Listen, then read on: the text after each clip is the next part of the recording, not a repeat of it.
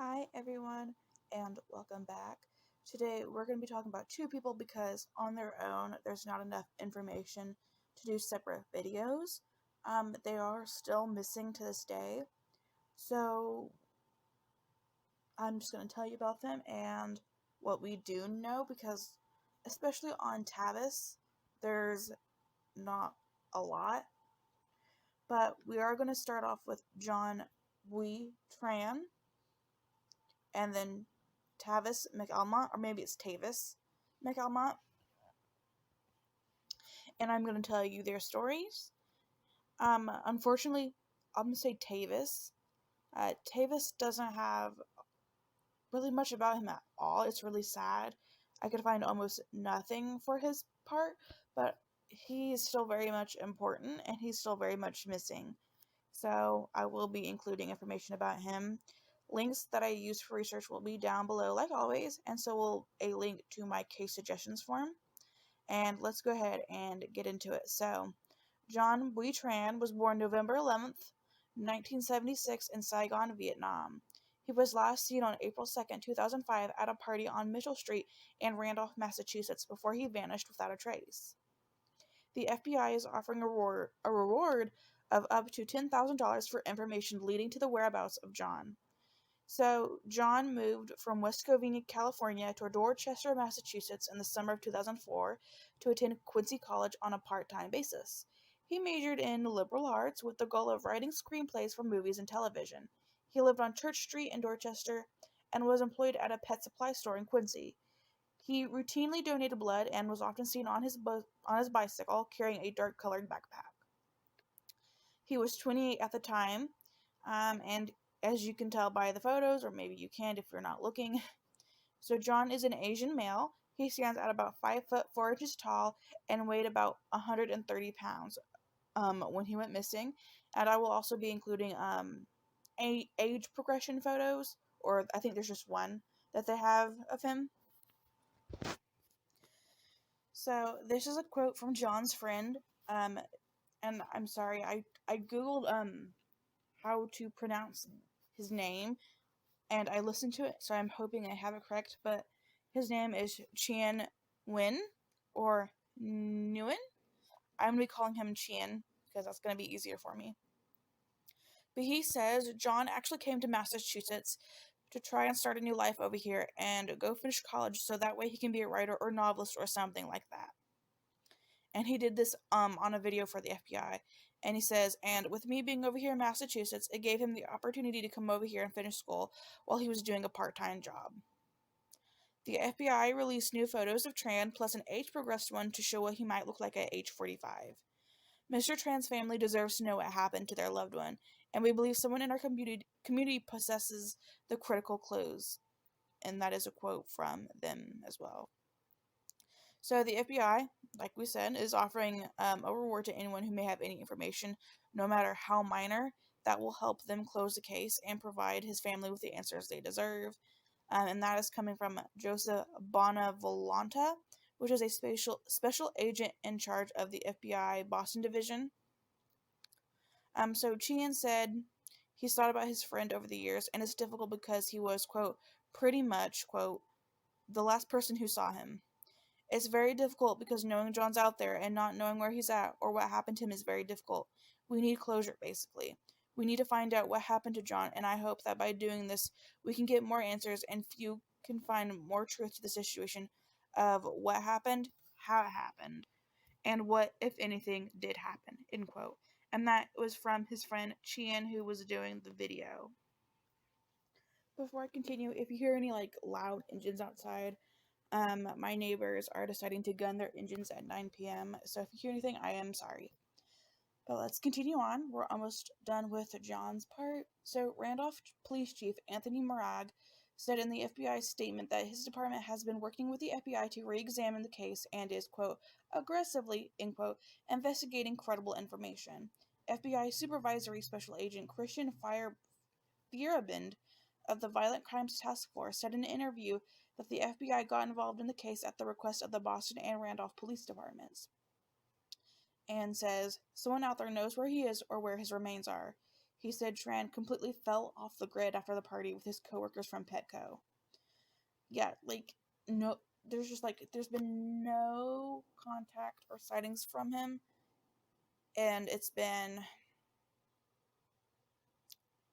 almost 20 years at this point, I believe. Getting close to 20 years, and that is just, it's incredibly sad because someone does know something. I don't know what could have happened, honestly, but there have been no reported sightings of or contacts by him since his disappearance, which they are saying is suspicious. In hopes of finding a successful resolution to his case, the FBI is offering a reward up to $10,000. Anyone with information is asked to contact the FBI at 1-800-CALL-FBI, or that is 1-800-225-5324. Tips can also be electronically submitted at tips.fbi.gov. And that is literally all I have on John. I scoured Google for any other information, and that is literally all they have. Like I said, there have been no reported sightings, no contacts from him. There's not been any he's never been seen on any CCTV footage. He hasn't bought anything.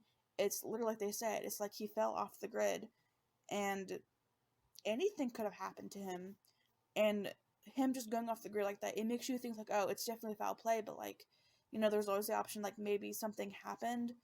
I know they always want to play with the idea maybe he had some sort of break and just wanted to leave. Maybe there was an accident. Maybe he got into some sort of altercation and it wasn't meant for him to die, but maybe he did, and his remains are out there somewhere. It could be anything. He could have been picked up by someone. Oh my gosh, so many things could have happened. And it's so wild because they just don't have anything. So it's where do you go from here? But hopefully something can come up and this case can be solved. Honestly, I don't know if he's still alive. I don't know if that's... it's hard to say because I couldn't find anything else. I didn't know if he was having any mental issues. Was he stressed about things? Was he having money issues? We just don't know. So I don't know if maybe he just got to the point where he had a break and left, or if this is just genuinely him going missing. I don't know, but I think everyone would prefer if he was still alive, but I hope something comes up and we can find him, his body, and we can get closure. I feel so bad for his family and, of course, his friend that spoke out in that video because you can tell that they're hurt and that they just want answers, and they deserve that. But moving on, we have the tiniest bit about Tavis. It's so sad. But like I said, his story also deserves to be told, which we have even less information about him than John. But I hope that you will listen, and hopefully someone knows something with him as well. So if you want to know just how much we have on Tavis, I have 4 sentences on him.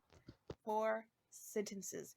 And it is off basically one resource, because all of the resources on him have the exact same information. There's nothing. I couldn't find anything about family speaking about him, any last contacts with him. I could find nothing. I literally mean nothing. So on February 23rd of 2009, so that's 13 years ago, I believe, Tavis McAlmont was reported missing. So Tavis was last seen on Washington Road inside the Highland apartment complex in East Point, Georgia on January 31st, 2009. So he wasn't reported missing until 23 days later, I believe. And he was last seen on January 31st. It's not known if foul play...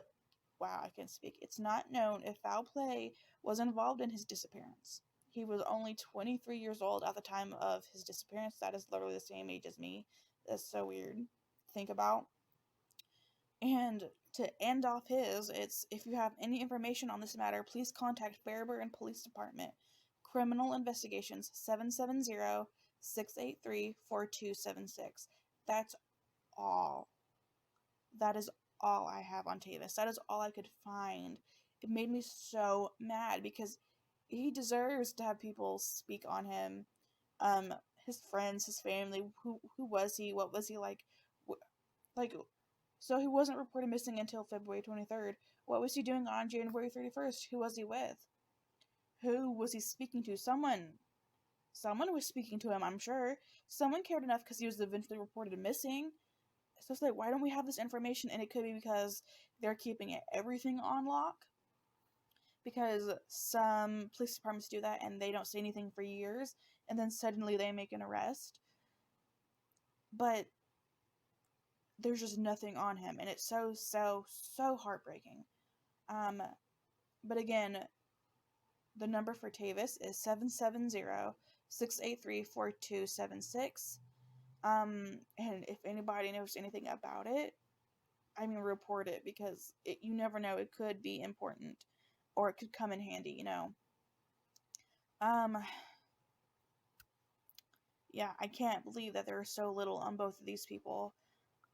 I can't, because I don't know anything about Tavis, I can't speak to how he was, but I'm sure he was a great person. He looked like such a happy kid, and the photos I see of him, um, and he had literally his whole life ahead of him. He was only 23, so he would be in his 30s now. Like, that's still pretty young, like, and as far as I know, there's been no sightings of him, no contacts, or anything like that since he's been missing. And if there has, I don't know about it because it's not like being reported on. I don't know if it's just because the media isn't reporting on it, or if it hasn't been released, or what. But yeah, that's all I have for Tavis. And John, he just sounded like a great person. He sounded like he really wanted a good life for himself, and I wish we would have known a little bit more about, like, maybe his mental situation, or maybe a financial situation that could have been a stressor, or maybe he had everything was going good for him and it was something more sinister. But hopefully we will have some sort of resolution to both of these cases.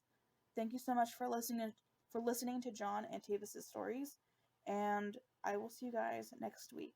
Bye, guys.